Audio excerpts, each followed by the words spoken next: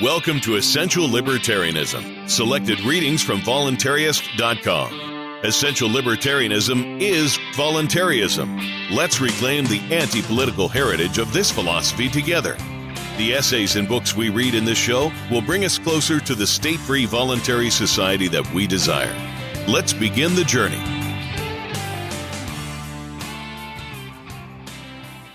What Voluntaryism Means to Me by Carl Watner, June 2014.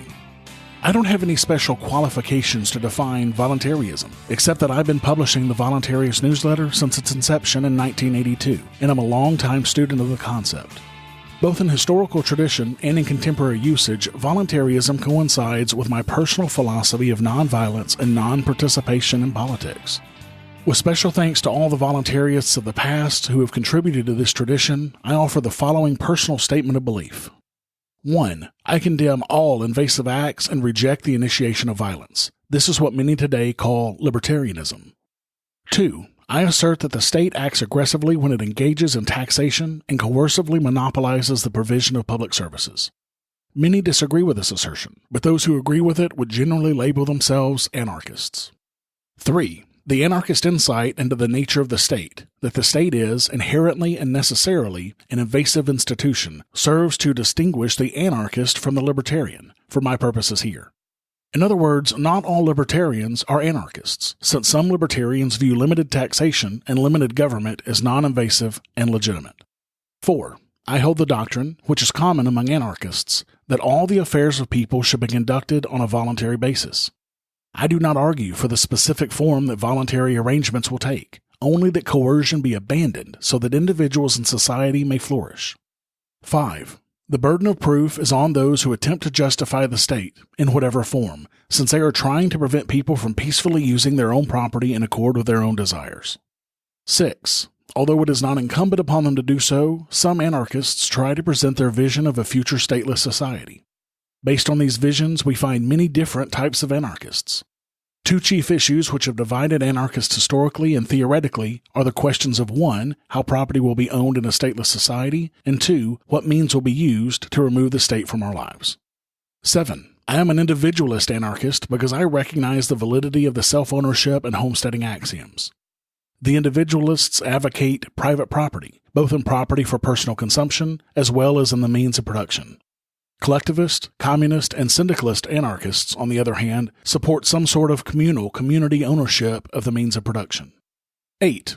Like all voluntarists, past and present, I commit myself to shunning participation in the electoral system, and also reject violent means of fighting or sabotaging the state. Violence is no substitute for convincing argument. People must come to the conclusion that the state is not a necessary social institution. Rejection of the political means and violence is premised on the voluntarist insight that governments depend on the cooperation of those they rule. Etienne de Aboisi, a mid-16th century Frenchman, was probably the first to call attention to this observation. If enough people withdraw their consent, the state will fall of its own accord. The voluntarist statement of purpose explains it thusly. Voluntarists are advocates of non-political, non-violent strategies to achieve a free society. We reject electoral politics, in theory and in practice, as incompatible with libertarian principles.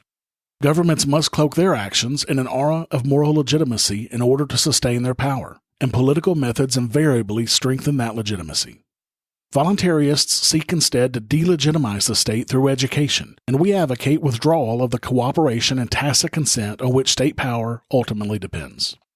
9. Thus, graphically displayed, there would be a large circle labeled libertarians. Then there would be a smaller circle within the libertarian circle, which would be labeled anarchists. And within the anarchist circle would be yet a smaller circle labeled voluntarists, for those anarchists who reject electoral politics and embrace peaceful change.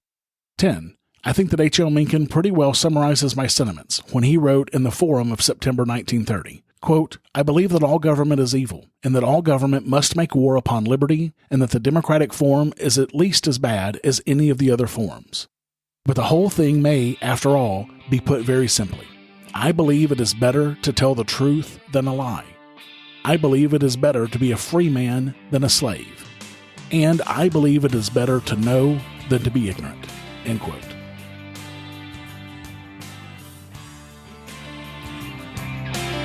Thank you for listening to Essential Libertarianism. You can check out the archives of all of our episodes at essentiallibertarianism.com.